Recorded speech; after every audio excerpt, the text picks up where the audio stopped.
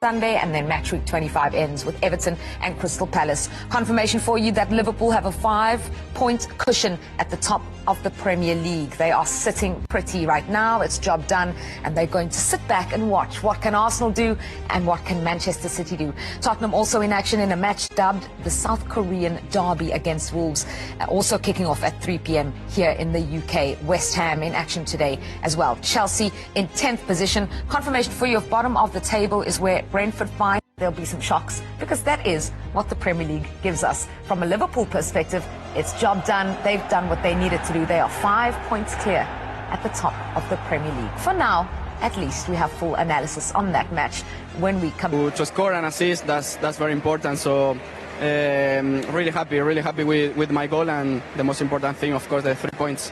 And it was a great pass from Mo Salah. How good is it to have him back at this crucial point in the season? Yeah, he's amazing, and I'm very happy for him.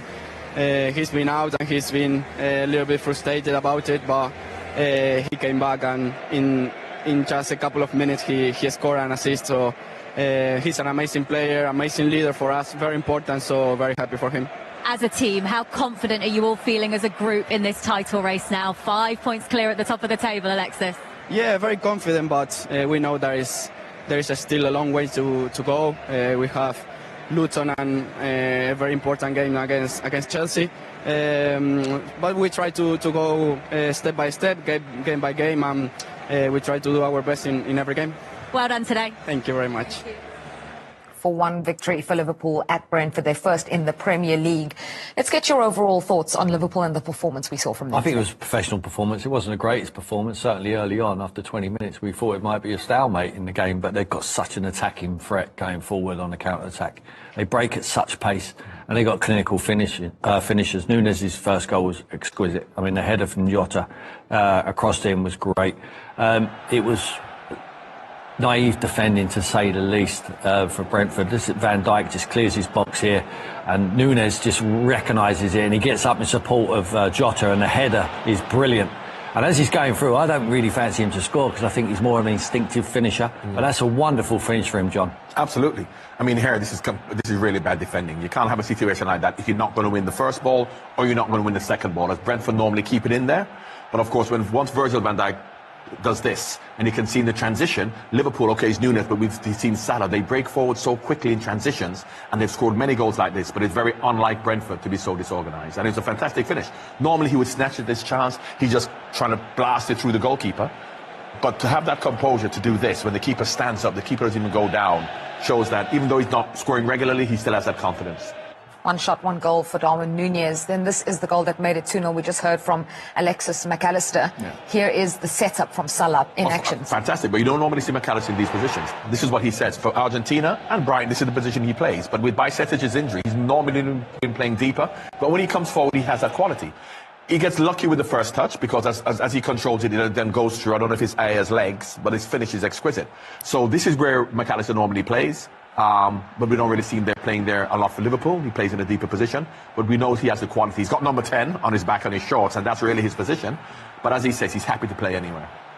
Yeah, Mo Salah introduced in the 44th, assist in the 55th, and then a goal in the 68th minute. He's well and truly back. Even if he doesn't play well, he always affects the game. It's a poor defending there. He switches off. He can't do that. Ben Mee switches off against Mo Salah, and when he's in, you think, oh, he's going to pass that to Diaz, but then you think again, no, it's Mo Salah. Of course he's not going to pass it. And why should you when you're a finishing like he is? Ben Mee switches off. That's no idea he comes on the inside. Ben Mee chases that. Ben Mee can win that run, but he just stops. He catches it, and then he gives them an absolute no chance. And the last thing you want to be as a defender is 1v1 with this guy, and he just takes it brilliantly into the bottom corner, and it delights the travelling support. Wonderful strike. Yeah, at this point, it's 3-0. Ivan Toney got on the score sheet as well. His 4th goal in 5 Premier League games, a consolation in the end. Yes, and of course, you know, he doesn't necessarily get involved in a lot of the build-up play, but whenever the ball drops in the box, he scores. And here you can see, it's unfortunate because it's a fantastic save by Callaghan. It drops to Toney, and it was only, you know, it was always just going to end up in the back of the net. Andy Robertson will be disappointed because when the ball, he allows the player to run off him, because here you can see he's got him and he just allows him to run. Plays down the side, out of position. Great save by Keller, and he made another save from Toney a bit later on, but it's a good finish. And he thought, are they going to get back in it? And of course, once again, the 4th goal, as we're going to see in a second, was a bad mistake by them once again.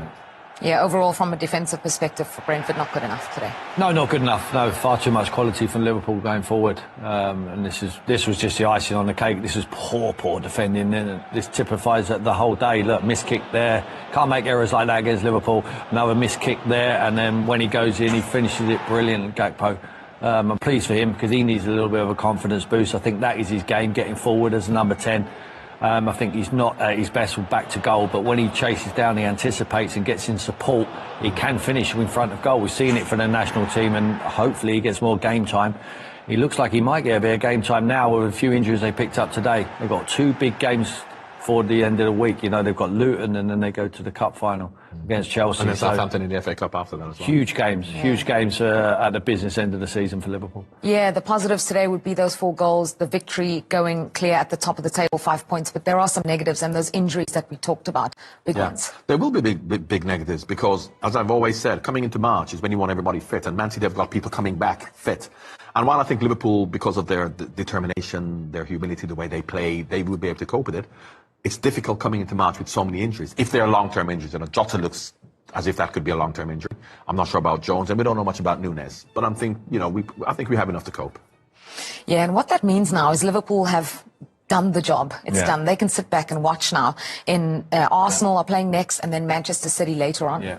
I mean, you can't drop points at the top of the league. It's so competitive, and to get your 3 points out early doors, and then you can go and relax, travel on that bus on the way back there to Liverpool and put your feet up and listen or watch. Plane. That's how we travel now. They will be flying from Heathrow, I can tell you. I've been on the plane with them from London. Well, they'll be home before they have to turn it on then and watch it on TV. And it's difficult for them to catch up now, the other teams. You know, it's always best to get the points on the board and then put your feet up and relax and look forward to the next game, but hoping that someone does you a favour, because it's the Premier League. You said it before.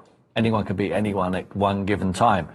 Now, if them teams do their job right, the Man Cities and the Arsenals of this world, then they should win the game. But like I say, the most competitive league in the world, you just never know. Especially with Manchester City close to perfect at this stage of the season. We know that. We've seen it from them over and over. It's going to be a title race of fine margins. And a day like today, where Liverpool had not won on this ground, where they had some injuries, where they only led 1-0 at half-time, it could have gone the other way. They're going to have to be near perfect as well. They will, but of course, Chelsea is the unknown quantity. Because we know what we're going to get from Man City, but Chelsea on their day, as we've seen, could be sensational. And while we don't know which Chelsea is going to turn up, that's dangerous for Manchester City, because if they perform, they could cause problems. I expect Man City to win, as Tim says, but if Chelsea gets a point or even beats them, it wouldn't be surprising. What was most pleasing for you about today's result? The resilience that's shown.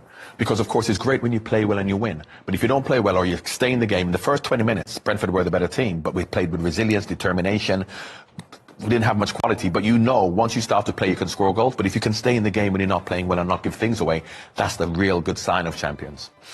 Tim, that ball over the top, we saw that for the opening goal. Liverpool seemed to do that a few times today. Just talk about it. I really like it. I like that trait in Liverpool. We're not afraid to be scruffy. You know, Van Dijk, he has no problem with kicking the ball long out of his box. He leads. No one's going to turn around and shout at him. He's a leader there. He gets that ball forward and he gets it early. He kicks it high and as hard as he can, and they chase it down. He knows he's got willing runners up there. And the last thing you want is a bouncing ball. If you can't get your head on it and win the first ball as a defender, once you let that ball bounce, you know there's pace coming in behind you, and you saw that today. And they all get up in support of each other. And when they get in the dangerous areas, they pick the right pass at the right time, and their finishing today was clinical. Liverpool do that a lot. If you see when Addison, okay, he wasn't playing today, but when Addison gets the ball from corners, he just kicks it, and you see Salah, you see people driving forward. So this isn't a surprise. This is just like, okay, we're fortunate. Liverpool do this very often in transitions. They break forward very quickly. And if you're not right at the back as Brentford were, they'll make you pay. All right, we are going to get more post-match reactions, because at the GTEC Community Stadium standing by is Cody Gakpo. Cody, great result today. Just talk us through the performance and your... Yeah, thank you very much to begin with. Yeah, I think it was a tight game from the beginning on. They had a few good chances. We as well. Yeah, first half, I think great finish of Darwin, and then we know we just have to keep going, and yeah, then you know that you get more chances, and we scored them. At the end, they scored a goal as well, which is not that nice for us, but yeah, I think overall a good performance from our side. Came off the bench today, so did Mo Salah. You both got on the score sheet. I think we're going to show you your goal, and you can just talk us through it and how much that means to you to get the cherry on top.